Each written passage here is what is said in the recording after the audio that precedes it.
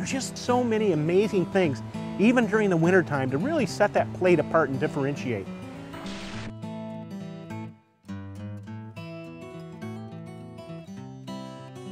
Now, one of the cool things that I'm kind of proud of is, in some cases we've had mixed blends, but we've deconstructed.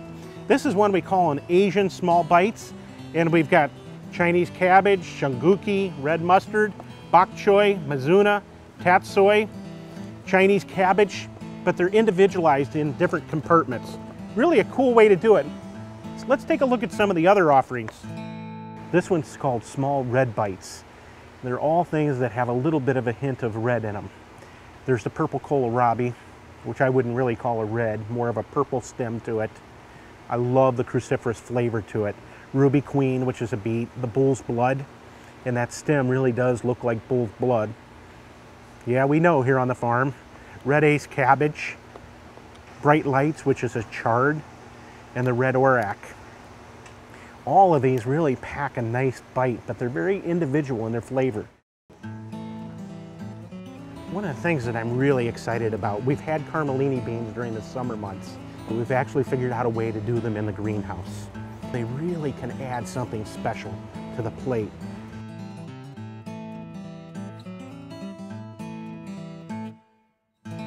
You know, we've got the Memo Chive. I'm sure many of you have heard the story, but Guillermo was working at Charlie Trotter's at the time, and we were looking at the whole concept of micros. This has been years ago.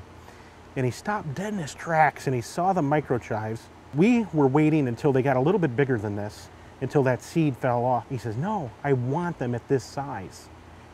And his girlfriend at the time, who's now his wife, Leslie, said, well, why don't we call them the Memo Chive, because that's Guillermo's nickname. The idea of the seed on here really gives it a crunchy, nutty texture to it. It's pretty cool. The micro mixed Shiso, the full-sized Shiso. We have it in a red, the green, and the Hijo Shishu. The cool part about this is green on the top side, red on the bottom side. This is what we call a mint sampler. There's 5 or 6 different varieties. There might be the pineapple or the orange or the apple or the chocolate. You can order them individually, or the sampler is a great way to go. You've got a 4-top, you want to put something a little bit different on each plate. This is right as you open the package, you get the aromas of these. The sage sampler here, same way. You've got no waste whatsoever with these. It's a great way to go.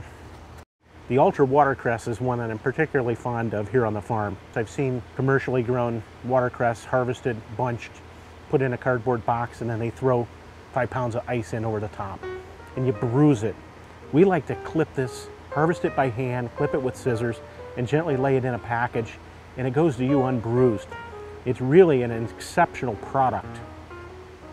Well, I wanted to come up with a blend that was just a little bit different. And I don't know whether it's the same way for you as a chef. You have ideas that are sort of formulating over time. This one I've been kind of mulling around in my brain for several years. It's called the Gourmet Bowtie Mesclun. Got to take some real ownership of that one, don't I? Well, I do. I'm particularly proud of this one. There's actually not any lettuce at all in this mesclun. And I'm not going to name everything in here, but there's some of the favorites were red mustard, mizuna, tatsoi, Swiss chard, red Russian kale, Gourmet Bowtie Mesclun. I really would like for you to give it a try. Let me know what you think. I'd love to hear your feedback on this. I'm really proud of this. There's a myriad of things coming out of the greenhouses, cold frames, root cellars, available during the wintertime.